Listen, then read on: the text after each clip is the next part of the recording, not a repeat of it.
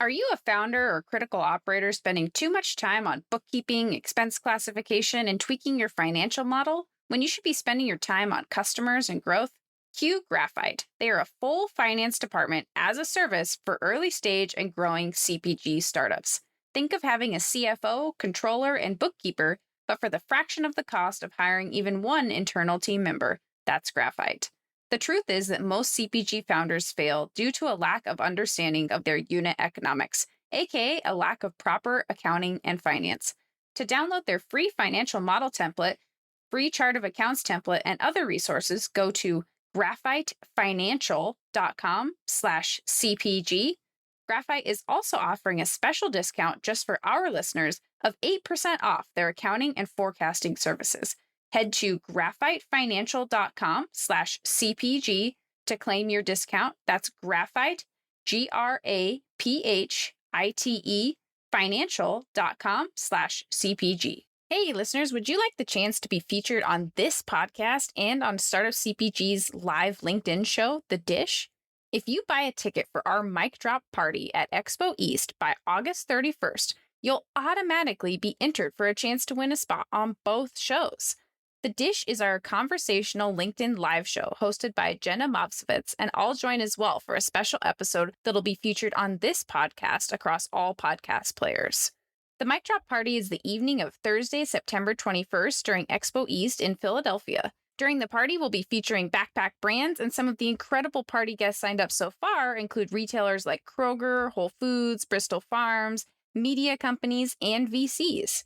It's a karaoke venue, so get ready to sing, or just come to network and sample the backpack brands, which will be announced in Slack. We expect the mic drop party to sell out, so get your ticket today at the link in the show notes, and we'll announce the winners the day after the party. Please note you must attend the party in person to be eligible, and this offer is only available for CPG brands. And if you already bought a ticket, good news, you're already entered. See you in Philadelphia. And I think what things like Backpack Brand and even Expo West, they encourage you to do is just to go for it and just to extend yourself out of your comfort zone, throw your hand out there and try to get that connection made, because you never know what's going to happen. Just remember kind of why you exist in this space and try to get other people excited about your ideas. Welcome to the Startup CPG Podcast. I'm your host, Jesse Freitag. Today's guests are active members of the Startup CPG community and were a crowd favorite backpack brand at Startup CPG's Expo West Alley Rally. Hannah and Behzad Baramini are the co-founders of Tend, the first snackable real food prenatal. They are reinventing multivitamins, replacing synthetic, hard-to-stomach pills and gummies with superior real food supplements for every stage of life, beginning with pregnancy. I love getting to hear more about their story, and I'm so excited for you to hear about their journey so far. Listen in as Hannah and Behzad share about the process of founding Tend and how Hannah's prenatal pill experience paired with Behzad's PhD background to create a new product, how they went from kitchen science project to commercialization and branding, their experience with accelerators, including SKU and the Target Forward Founders Accelerator, how they use qualitative and quantitative consumer data, their Expo West experiences and tips, and what it was like to be a backpack brand at the Alley Rally, the experience of being married and co-founders, what's next for Tend, and more. Hi, Hannah. Hi, Behzad. So good to have you on the show today. How are you both? Pretty good. Awesome to be here. Great. Awesome. It's really nice to have you both here. And I would love if you could start us off by telling us a little bit about each of yourselves and about Tend. My name is Hannah. I am actually a visual artist. That's my background and training. So I studied painting and drawing and traveled the world. Always thought I would live overseas. I'm originally from the DC area, but now living in Los Angeles. Behzad and I met at my best friend's wedding in New York City. And because of that, I'm now in LA. Sorry, but yeah, I did bring you to LA. It was never my plan to be Californian either. I grew up in the Midwest in Green Bay, Wisconsin, until I became lactose intolerant. And then I moved to the East Coast, where it's less about cheese and more about just type A personality. Did all my schooling out there on the East Coast, and then looked for a job in academia. I have a PhD in human nutrition and wanted to be a professor of nutrition. Probably about 10, 12 years ago now. Was single at the time, could go anywhere in the country. California and LA were compelling as a single person. And so I moved out to California to work, got married to Hannah a few years after that. And a few years after that, got into this crazy entrepreneurship journey. That's amazing. Awesome. So tell us a little bit about the 10 products. What are the flavors? What are a little bit about the products and where people can find them that may be listening and haven't heard? We'll also make sure there's links at the end, but just so that people know where they're available. And then we'll dig more into how you got started. But I just want to make sure people know what the products are. So Tend is a prenatal supplement that's in the form of a bar. And what I had to take previous to Bazad and I founding Tend was a handful of prenatal pills that is very rare. You cannot actually get all of your prenatal nutrition in one pill. And for me, I have a huge aversion to pills and I could never swallow pills since I was a kid. So when it came time, we were talking about kids, start on the prenatal pills. It was just really difficult for me. Yeah, I'm watching Hannah struggle taking all these prenatal vitamins, and I wanted her to enjoy that process. It's already hard enough to try to get pregnant, sustain that pregnancy with all the symptoms and the nausea that go along with it, and just the stress and the uncertainty. And wanted to turn her pill struggle with the prenatal vitamins into something that she would look forward to. And based on all my research, wanted to also give her nutrients and vitamins from foods as opposed to ones that were synthetically made in a lab like all those pills and gummies are. So that struggle and some of my research brought us to a place where we wanted to reinvent the prenatal vitamin as a snackable supplement. So Tend is now available as a small 30-gram bar, lemon berry, which is our best seller, peanut butter chocolate, and chocolate sea salt are our 3 signature flavors. We're also releasing seasonal flavors on a regular basis. Actually, we're releasing a seasonal flavor. First time we're saying it is on this podcast in about a month. So really looking forward to that flavor, and customers have wanted to see us expand flavors, and we've released seasonals in the past, and we really want to release fun seasonal flavors that people will look forward to taking in their pregnancy and not just a bunch of pills like Hannah was struggling with or gummies that we find really sugary. Just wanted to snackify that prenatal vitamin experience. Yeah. Oh, I love that. And it was so fun to get to try the project originally as when you were a backpack brand at Expo West earlier this year. And I was like, what an awesome idea. Because so many people taking pills is not a pleasant experience. You have to take so many. I'm like, I wish that this product existed a few years ago for friends when they were going through the process of having to, take all of those pills. And you have awesome flavors. And I got to try your formulation again this week and you sent me some more product. And so it's just really fun. The lemon berry, I just love it. It totally changes the game of the experience. So I'm wondering if you can talk us through really early days, what it looked like to be like, okay, are we really going to do this? Was it first just let's make something at home for Hannah and then deciding, okay, maybe we should make this available for other people? Or did you always know that you wanted to make it available for other people? I'm curious about what the very early conversations looked like for you both. It started, in our kitchen. And Bazad was inspired by the fact that I could not swallow my pills. I'd have to concentrate, say a prayer, drink a huge glass of orange juice, which I don't usually drink. And he had this idea. And at first I was just taking Hannah's typical prenatal pills and grinding them up and trying to put it into a smoothie or a cookie or whatever I could. And it just tasted like what you'd expect a ground up vitamin pill to taste like. It was chalky, it was sour, it was metallic. And I was just like, why can't we just give people what they need from foods? Oh, I know, because you'd have to buy a pile of fruits and vegetables and eat that every day. So we started to get fruit and vegetable powders that were dried down and concentrated. So kale, broccoli, sweet potato, sunflower seeds, giving all the same vitamins and minerals you'd find in a prenatal pill or gummy, all from foods, which a lot of the research that I'd worked on showed were better absorbed. You don't necessarily need a PhD to understand that foods absorb nutrients better than from pills. If you've ever had a vitamin and then gone to the restroom and noticed your urine is brightly colored, I think a lot of people resonate with that or have had that experience. You've never had a salad or a really healthy meal, right? And then gone to the bathroom and noticed that your pee is bright yellow. Like, why is that? Mm-hmm. Because our bodies are absorbing those nutrients. They're not just passing through us. So that concept really inspired me to want to not only redefine what the experience of taking a prenatal vitamin was, but just the ingredient panel, the sourcing. So we started to source from different places on the internet. And I started by Google searching. I didn't know where you could find this stuff, ingredients, and put them into different forms that were more enjoyable than Hannah's pill routine. And also happened to be shortly after the pandemic hit. So we were stuck in our apartment and here's Bazad experimenting really trying different things. And we had the time and space to do that. Oh, yeah. Wow. What was the experience like for you, Hannah? Were you able to switch away from pills pretty quickly? And I'm curious about your feedback. Were you working on more iterations of, all right, let's figure that out? And then Bazad, were you doing the math or making sure that there's the right nutrients in there? It sounds very technical to make sure that everything's in there. So I'm curious what the back and forth looked like of Hannah, you being like, this is actually tastes good for me to actually eat. And Bazad, you being like, maybe this version doesn't have the right nutrients in it or something. Yeah, that's all of that. It was Bazad bringing me product, and not just me, but we'd bring it to our friends' places. And when we'd have dinner parties, we'd be like, hey guys, tasting. We're going to have a tasting right now. And we tried so many different forms, so many different types of ingredients, different textures. Both Bazad and I love food.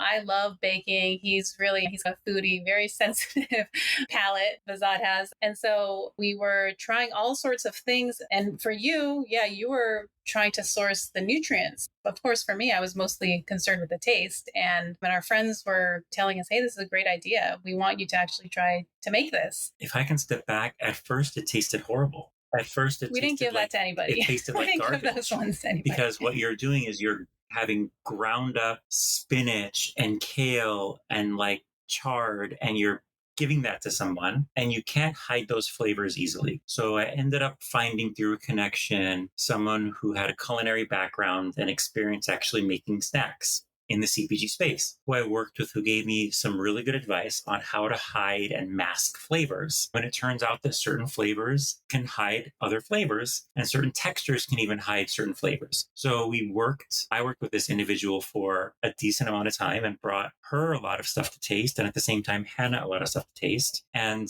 I probably couldn't stomach what I was making. I don't think Hannah could either. I think she's being generous. Yeah. Maybe the first 6 months to a year, it was horrible, but it got better, which indicated to me maybe we can get this to a point where it's not only tolerable, but it's something that's enjoyable and you'd look forward to. And that probably took a year and a half. It probably took so many spreadsheets. Shout out to Google Spreadsheets. And it probably took, Jesse, like you hinted at, a lot of iterations and testing. So I would test levels of ingredients and nutrients, and I'd give Hannah a batch of 8 different tests in one, and she would pick the optimal for that variable, and then I'd go test another variable. But of course, these variables all interact. So it took a lot of back and forth. Even though my background is as a scientist, I'm not a formulator or a chef. So it took a lot of... But you have food science experience. Yeah, but so that was handy. It was like more like mad science than real science. Took a lot of experimentation. The first day we'd make it, it would taste good. And then 3 days later, it would taste like you were sucking on a copper penny. So it was a lot of learning about just what it meant to formulate something from scratch. Yeah, in a nutshell, it took years to create this product, and kind of in parallel, we were trying to build our family, and we did have a kind of a long pregnancy journey with a couple losses along the way. So it was this parallel journey of birthing business and birthing our own baby, who is actually now 14 months. We have a baby girl, but it was a long process. So I was not able to make the switch right away because it took a long time to create, from the technical point of view, this product that actually has 25 micronutrients plus protein and fiber. Yeah, I was going to ask, I was like, I feel like you were building a family at the same time and the pandemic was in there, but I assume you weren't able to jump in on this like full time. So you're doing this on the side, these experiments and everything. And so that's amazing that you went through all of those iterations to get to the product today. That's just incredible, all the work that you did. Yeah, I think the coolest thing now is seeing that a lot of people that taste it and don't understand that it's a prenatal, it just tastes like a normal snack bar to them. I didn't know that we could ever get to that point. And then just the feedback has been just a lot of fun to hear from people, of course, moms specifically, about what this has done for them and how it's helped them. So it's been really rewarding, not only to see it pay off, quote unquote, in our own family and to make Hannah's journey a little bit more enjoyable, but to see it play out for so many others has been just amazing. Yeah. I'm wondering about then commercializing it. You have beautiful branding and packaging. I love all of it. What was it like to determine the brand? And then I assume working in either a commercial kitchen or a co-manufacturer to do a production run. What did that process look like? Can you tell us a little bit about that? brand has always been central to Tend, even when we didn't know that we were building a brand. We just feel really indebted to our community. We have a great network of friends and family who are really talented. So actually, the branding was designed by a friend of ours who has experience in CPG. And so she got the idea and she understood exactly what needed to be communicated, this kind of warm, maternal energy that is also fun and will pique your interest while not being, because the supplement space is a rather kind of sterile, impersonal space. So we hit it big because she did the branding, and it's from when we started been the same. But the manufacturing has been a whole other challenge. Yeah, I wish that for the manufacturing, we could have just wrote someone a check like we did for our friend for branding, and it just would have worked out since day one. But we were self-manufacturing from the beginning to about a few months ago. And self-manufacturing, of course, means we were in a commercial kitchen. At first, not one that we owned, but one that a friend was letting us use on the weekends. Oh, yeah. And because of different reasons, we couldn't hold all of our ingredients at that commercial kitchen space. So everything was at home, and we would load up our car early on Saturday morning with all of the raw ingredients and materials, drive it all to the kitchen, unload it. Mind you, this is the height of the pandemic. So we're wearing our N95 masks in the commercial kitchen space. Summer of 2020, we would make batches of bars. 2021. 2021, yeah. Make batches of bars, leave with all the finished goods, packaged raw materials, have to clean out the whole kitchen. We were there from nothing left behind. 8 or 9 a.m. to about 10 p.m. every night. We'd have lunch and dinner in our vehicle because there was no space that we couldn't eat food in the commercial kitchen. And so that was just insane.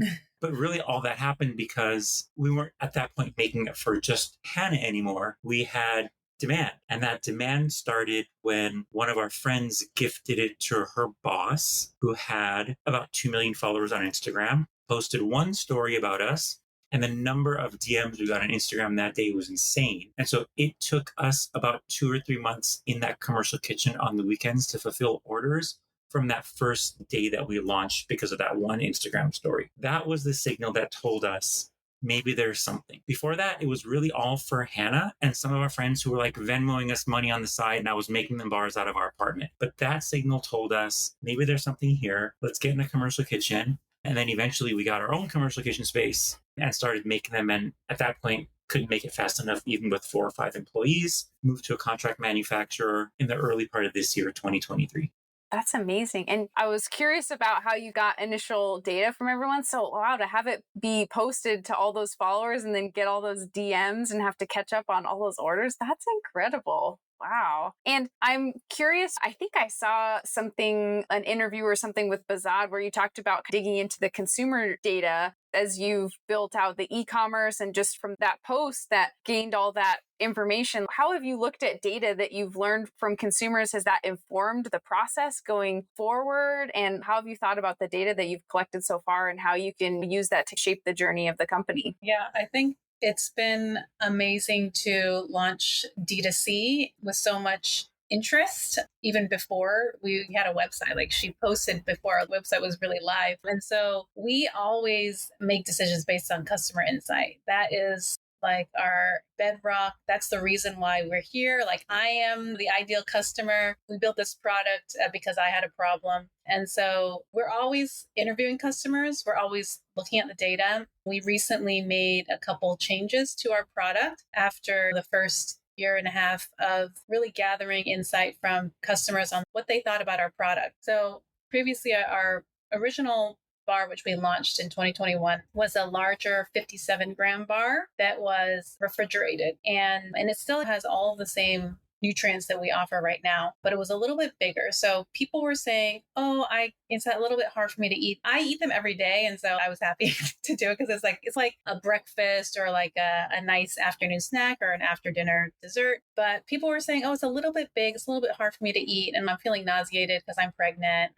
And so there was that concern. We also ran some surveys with we have direct line of communication with our customers, which is how we've just gain all of these insights. People were saying the price point is a little bit of a barrier. And so a couple of those data points led us to reformulating and releasing this newer version of our product, which we just released about a month ago. And part of it was also talking to not just customers, but stores and retailers like Whole Foods, who we had a conversation with last fall, asked us where we envisioned this to be on the store shelf. And that was back when we were a refrigerated product. And that is a great question because women who are pregnant, who are looking for prenatal vitamins in Whole Foods, aren't looking next to the refrigerated protein bar section. They're looking where the prenatal vitamins are. So that told us a year ago almost that we need to be a shelf-stable product. That took a lot of R&D to make it shelf-stable as opposed to a refrigerated product. But since we want to go retail, and so we have had those conversations with Whole Foods, and we were in the Target Accelerator too, a dream retailer for us for sure, we want to be where customers expect to find us next to the other supplements. So it's been a combination, like Hannah said, Hannah's done so many customer interviews.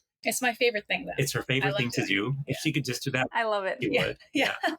I've been on a few, and it's always really revealing and really fun to hear from that person who's on the subscription. But then even just talking to retailers, I think we need it to be not only shelf stable, but a smaller form factor because of how much shelf space the old bar would take up. And then even a price point that's a little bit more palatable at retail. People are comparing prices on retail shelf all the time. That's what drives a lot of consumer behavior is just that price threshold that they have in their mind. So we want it to be a little bit closer to a few dollar a day max. So now it's about $3 a day per serving of the prenatal vitamin. And people are using it as a snack, some as a supplement. So we're learning a lot how people are using it, how they expect to find us, where they expect to find us, and what we can do as a result of being small to pivot and change even the form factor and formulation and the price to respond to those customer desires. That's amazing. You mentioned the Target Accelerator, which I wanted to ask about because that was the Target Forward Founders Accelerator, I think. And then I believe you've gone through the SKU Accelerator. I'm curious, at what stage did you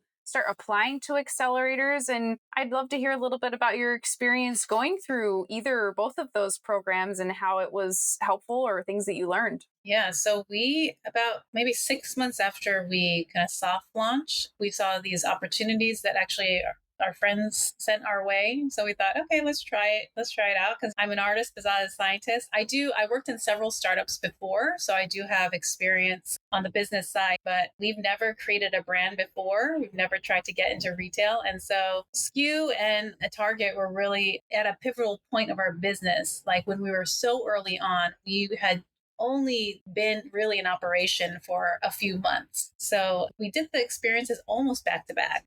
They were at the same time. So we would have some days where we had a SKU class in the morning and then the Target session in the afternoon. So we were on calls for these accelerators for 5 or 6 hours some days, which was a lot.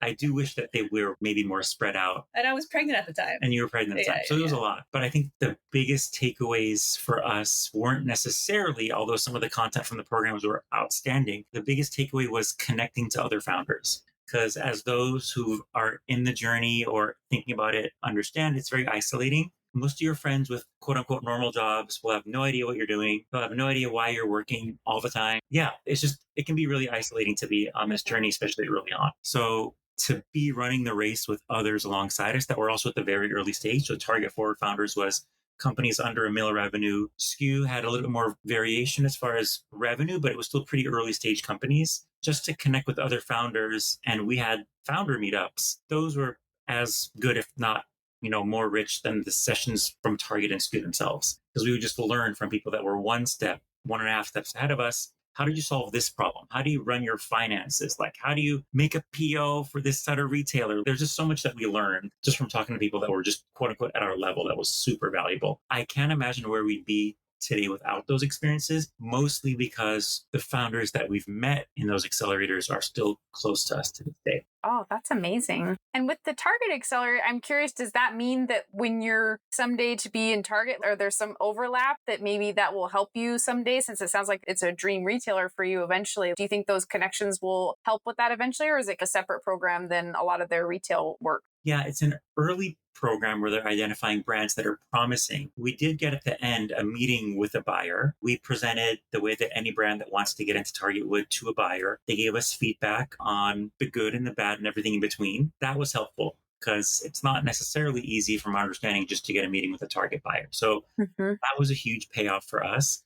Target helped us understand retail, and retail is a beast that's very different from D2C. And so there's just things you have to be aware of as far as margins, distribution, like size, preparedness as far as marketing, that you don't have to think about at the same level if you're D2C. Of course, you can grow D2C and be huge and stay D2C. And I think we have a lot of room to grow in D2C too, but retail is a different beast. So that opened our eyes to what it looks like to become ready for retail so that we could start taking steps 1 year, 6 months in to one day get ready for retail. SKU was more about accelerating and scaling. So how do you scale a company from 0 to 1 million? Great network of founders and investors so that when we started investing or looking for investors for our friends and family, we went to the SKU network first. And SKU is based out of Austin, Texas, and there's some really deep roots for CPG and health and wellness, i.e. Whole Foods, based in Austin, Texas, and a lot of other brands coming out of that space. So that took us to Austin a few times, and it was a great opportunity just to network with not only other founders, but people that were living and breathing everything CPG. Yeah, that's so cool.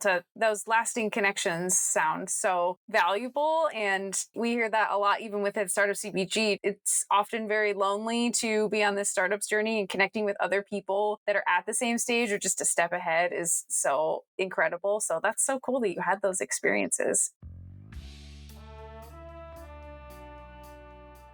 Growing your brand to a new distribution channel? Need to maximize your purchasing power and scale faster? Time to settle now, pay later. Settle is an all-in-one cash flow management solution built for growing CPG brands. Settle Working Capital offers flexible short-term financing with competitive rates and faster access to the financing you need, with credit eligibility reviews in just 1 to 3 days.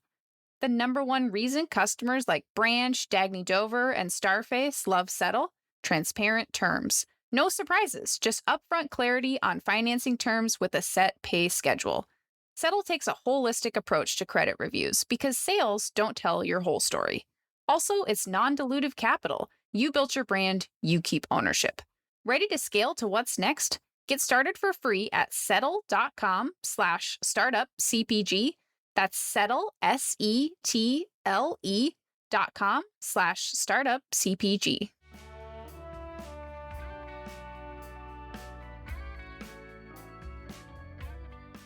And on the note of Startup CPG, since you were a backpack brand at Expo West, I'm wondering if you can tell us a little bit about your Expo West experience. What was that like? How was the backpack brand experience? What did you learn through that experience, or anything that you found that you wanted to share from that time? Expo West is always an interesting place to just walk the floor. So that's what we were doing for the past 2 years. We'd literally have a backpack full of product and just talk to people and see what they thought on the spot. The ability to be part of the backpack brand event was really helpful because we knew we were going to be at a certain place at a certain time. We invited everybody we knew to the event. And it was incredible. There were so many buyers at that event. I basically went around and talked to people. Some really impressive retailers, some really impressive investors were there. So we made quite a few connections through that event and through the backpack brand, especially. We also met a couple other cool brands, which was really fun. That's awesome. Yeah, that's so cool that you've walked the show for multiple years too as well. Have you had a strategy walking the show to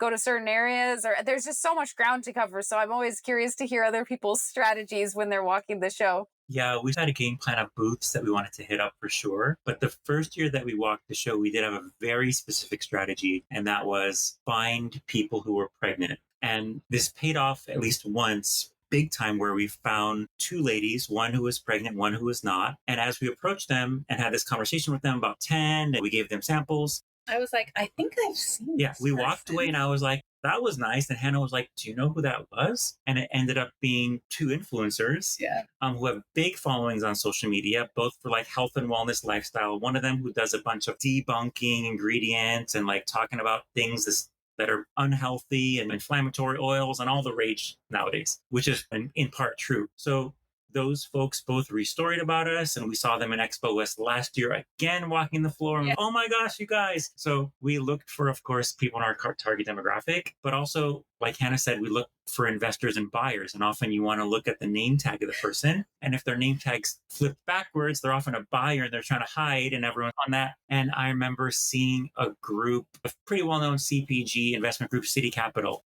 And I was like, I've always wanted to talk to these guys. We're way too small for them, but there were 5 or 6 of them floating around. And I just took a bunch of bars and I just jumped in front of them like a cartoon character. And I was like, hey guys, City Capital. My name is Bazad. I co-founded 10 with my wife, Hannah. I gave them like the 90-second pitch and asked at what stage they start to invest in CPG brands. And it was much larger than where we were at the time.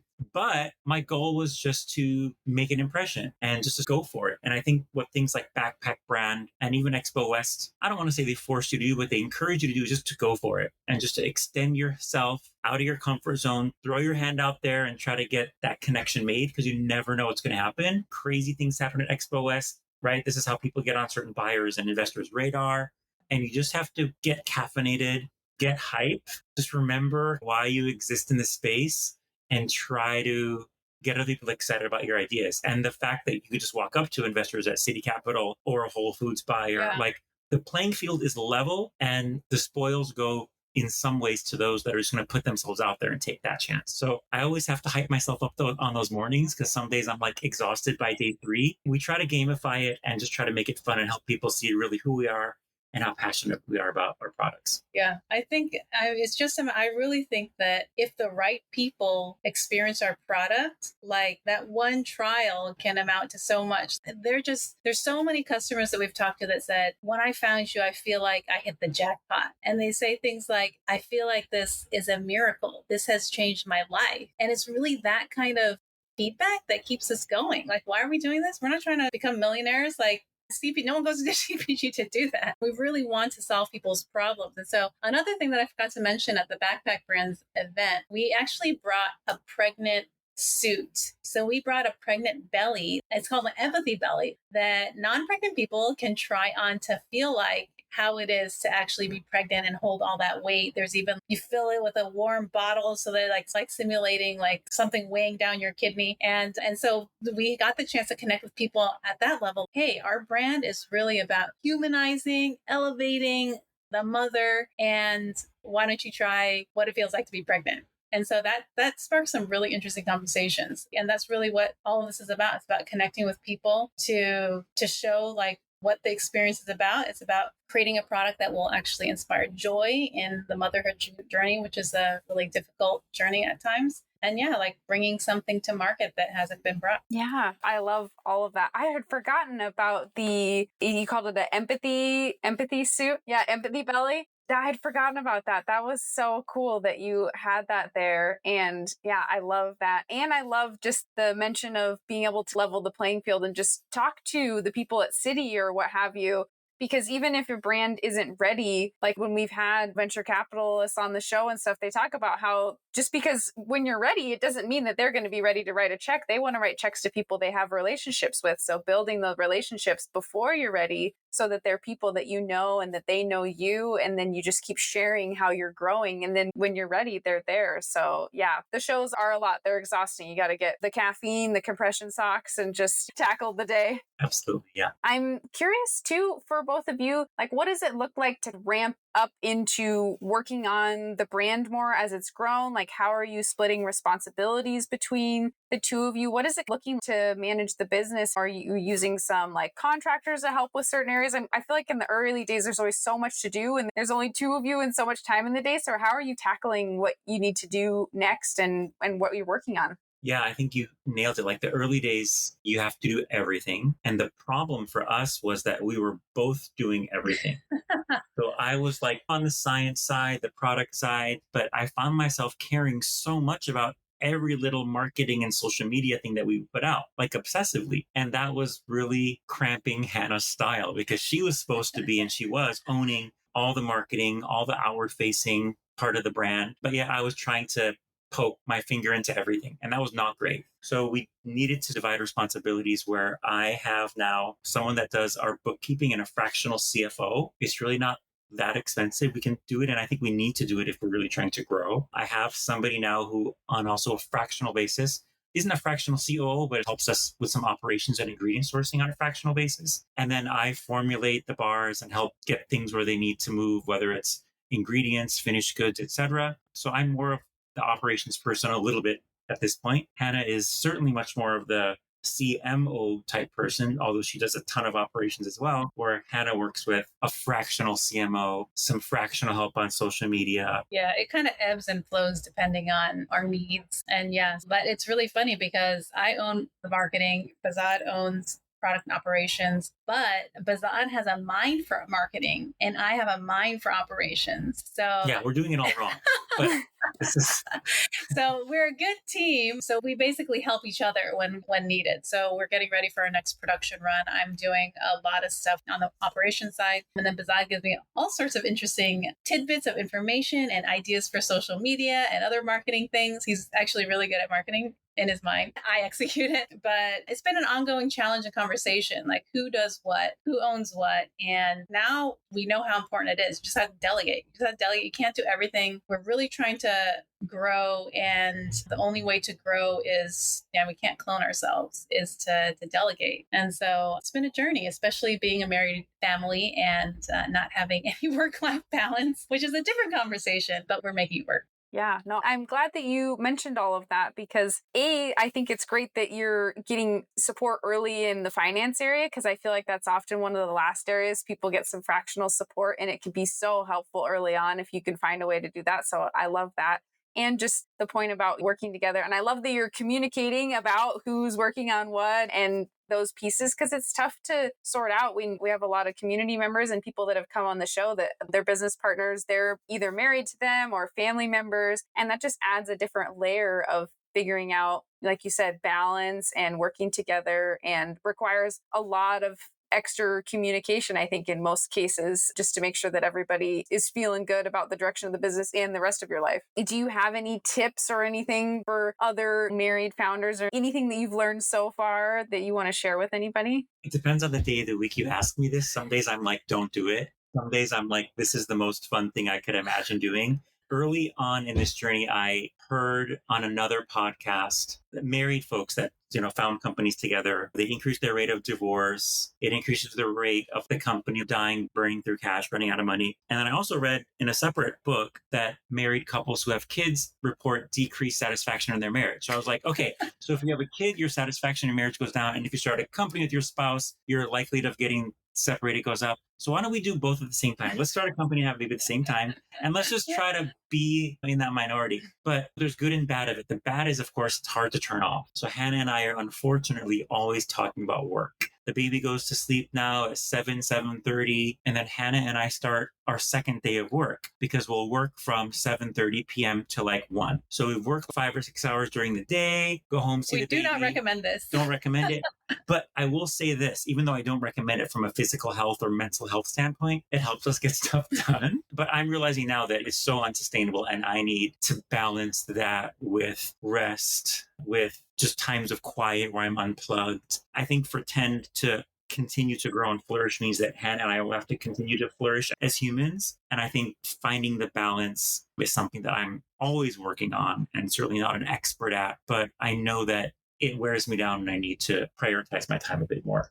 One tip that somebody told us early on was to put on your calendar every 2 weeks a reminder to celebrate the wins. Because as a married couple, as business owners, where you're in the slug, you're in the grind of every day. Every day has so many challenges. You wake up, you do it exactly the same, and it's hard. But we try to, when possible, to celebrate the wins. And that helps give us perspective. I think one of the big advantages we have as a married couple and business owners is that we trust each other. We already know how the other person operates. So there's a level of communication understanding that is already built in. And I think that Bazad has said, despite all of we're against the odds, I think that our marriage and our relationship has not been stronger. So it's been an interesting oxymoron because even though we're very sleep deprived and having a great time with our baby, but who also needs a lot of care and attention, it's been a really full season. But I guess we're happy that it's worked out this way. Yeah. Oh, I love all of that. That's really cool. I really appreciate you both sharing about that. What's coming up next for Tend? What,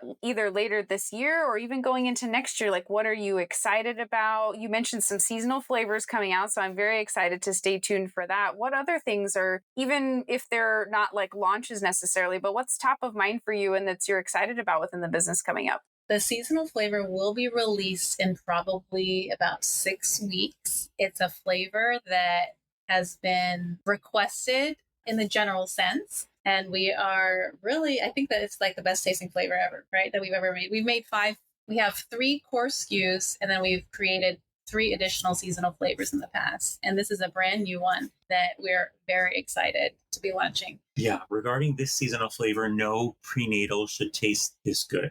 It makes no sense. I think the future of Tend, since Tend started with our family struggle with prenatal vitamins, and now we have almost 1.5-year-old baby, I expect Tend to grow as our family grows. And I'm always thinking about what can I give our baby that's not out there that's a nutrition related product. And babies take gummy vitamins, but they don't even chew gummies until they're at least 2 years old. So we think there's gaps and further opportunities to develop nutrient dense snacks for kids very early once they start accepting solid food that will act vitamin-like at a time in life where there are no vitamin options for kids. So really excited I'm always actually like hacking our baby's diet. Yeah.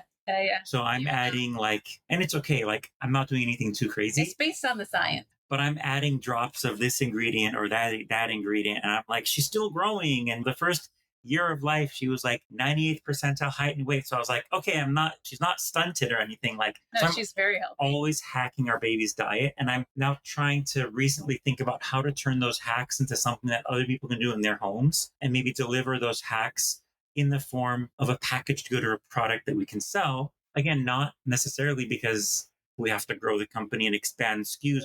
I would be looking for that sort of product. We would be looking for that sort of product for our kid, because we know that there's certain nutrients they need in this specific time of life that actually helps their cognition and their brain development. And that sort of product does not exist. There's that. And then women are always talking to us about they want something for after postpartum, because you can actually eat Tend when you're trying to conceive, when you're in the fertility stage, when you're pregnant, and postpartum as well.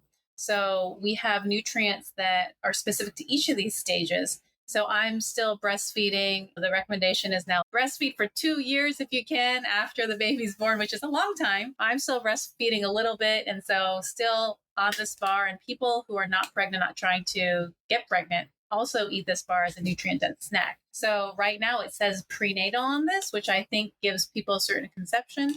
But customers are also asking for, can I have this for something for my general health?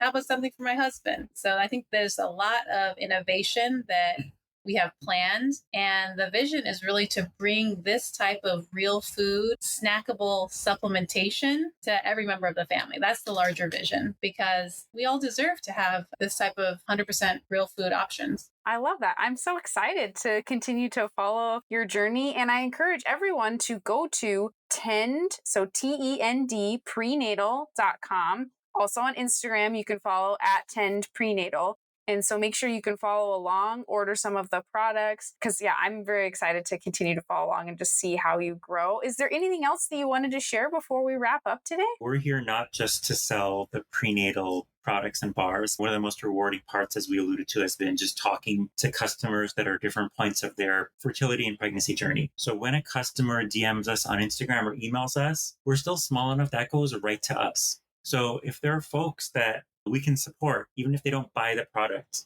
Tend is really here to help people feel nourished, to grow not only their families, but just to bring some joy and delight to what can sometimes be an isolating and long journey, as it was for us trying to conceive, having a baby, and postpartum. So we're here to be a resource. That's what our social channels are about as well. So if you message us still, we're small enough that it's both Hannah and I will see the message, and we love to talk to customers and learn what their needs are so that we can adjust appropriately and offer things that really add value. Awesome. That's a great note to end on. Thank you both so much for the time today and for sharing more with us. I really appreciate it. And just excited to continue to stay in touch and follow the journey. And we're so glad you're part of the Startup CPG community. Thank you so much.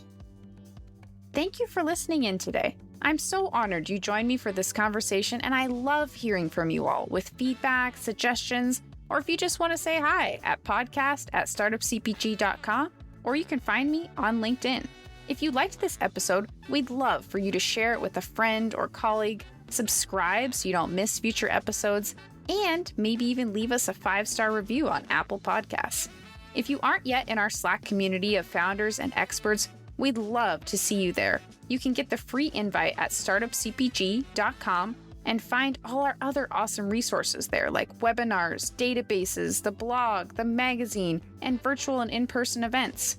And if you found yourself rocking out to our intro and outro music, which I do every single time, make sure to check out the Super Fantastics on Spotify. It's the band of our Startup CPG founder, Daniel Scharf. I'm Jessie Freitag, your host and producer, and on behalf of the whole team at Startup CPG, thank you for being here and see you next week.